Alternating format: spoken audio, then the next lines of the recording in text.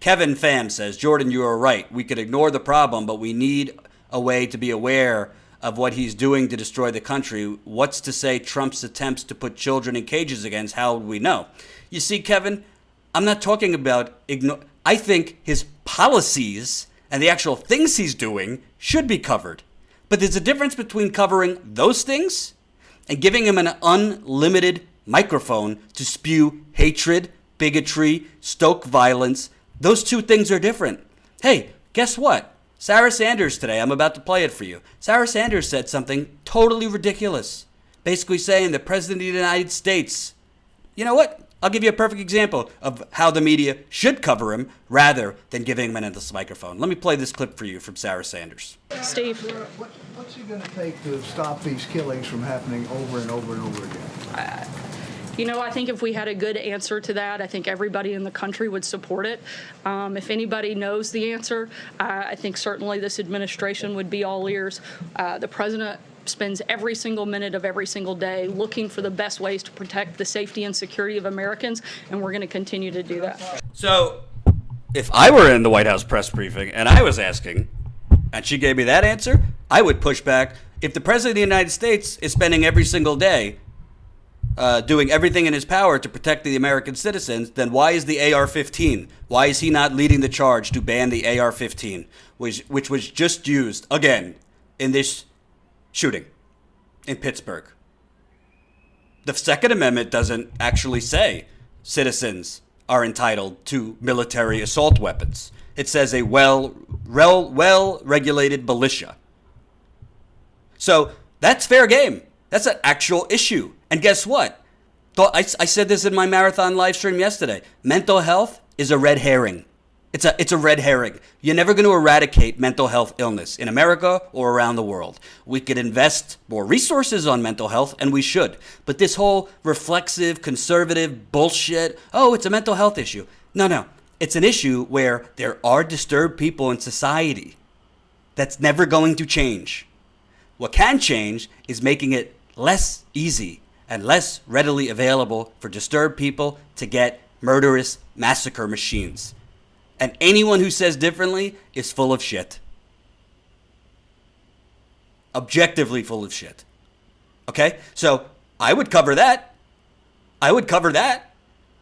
Because she just said he's doing everything humanly possible. And she also said, if there was something the American people could agree on, well, guess what? 90% of Americans want stronger background checks. 90%. The last poll I looked at an assault weapons ban, I think, was over 50%. So let me tell you something. I have depression. I take antidepressants every morning. I'm not ashamed of it. That's a mental health issue, right? So I've never gotten to the point where I wanted to hurt anyone. But let's say one day me or somebody else who otherwise just has a mental health problem, depression, anxiety, whatever it is. For whatever reason, we have a really, really bad episode. And for whatever reason, we get so dark and so agitated that we decide to carry out some activity. I'm not saying I'm going to. Not at all. Would never do that. But my point is, people don't decide, mentally ill people generally aren't going to kill themselves or kill other people until that one day they snap. And I'm not knocking mental illness. It's a real thing. But the point is, we as a society don't need to make military assault bazooka guns readily available for those who are not equipped to handle them. And people in the military say that. Former soldiers say that these weapons should not be in distribution for civilians. It's not a mental health issue. It's a gun issue. So whoever asked me before, well, if you're talking about just the media should just ignore him, how are we going to know what awful things he's doing? Cover the policy. You know what Mick Mulvaney's doing at the budget office? You know what Rick Perry's doing at the energy department?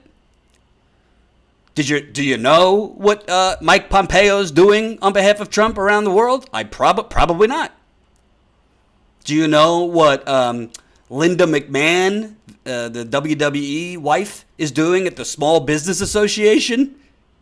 You probably don't know any of that. And I don't know any of that because nobody covers it. So, my point, I don't blame CNN for bombs being sent to them. It's not CNN's fault. And I don't blame journalists for having threats against them. They don't deserve it. Even though I don't agree with the way they cover news, I don't think they're covering news. But you could say two things at once. On one hand, they don't deserve this, and the people who are to blame, frankly, are Trump for inciting this violence and the people who carry it out. But at the same time, Trump didn't happen in a vacuum, okay? So let's say Bernie Sanders got $5 billion worth of coverage. He'd be president. Most people who get that much free airtime can make something happen out of it. But I'm tired of watching these civility panels. Oy vey. All right. Before I move on to the next topic, and I hope you're sitting down, because what I'm about to show you might disturb you. Might disturb you slightly. Jen and I are hitting the road this week. We're going on a mega story. We're trying to figure out after that story if we're going to be going out somewhere else for the midterms. So a lot of things are in motion. As I said, we raised almost $5,000 yesterday during our live stream marathon, but the work is not done. So I don't want you to think that the urgency is gone. We still need to raise a lot more money for in the field reporting. We don't want to raise enough money so that we could go out once in a blue moon. We want to raise enough money so we have enough seed money. Thank you, Matthew, for $10 in the GoFundMe. So we have enough seed money to really get out there, starting directly now and after the midterms, to really get out there and stay out there to cover the critical news stories. That's how we're going to grow this business, and that's how we're going to attract a much wider audience. We love you guys because you're the early status quoers. We got to come up with another name. Status quoers. But we definitely want to grow this audience. So definitely. If you got a couple bucks, we want to get this much bigger. And thank you to the 263 people so far that have contributed. And keep on emailing us. If you've contributed $100, $127, anything over 100, email Jordan at protonmail.com. We need to know your shirt size, your hat size, and your address so we could send it out.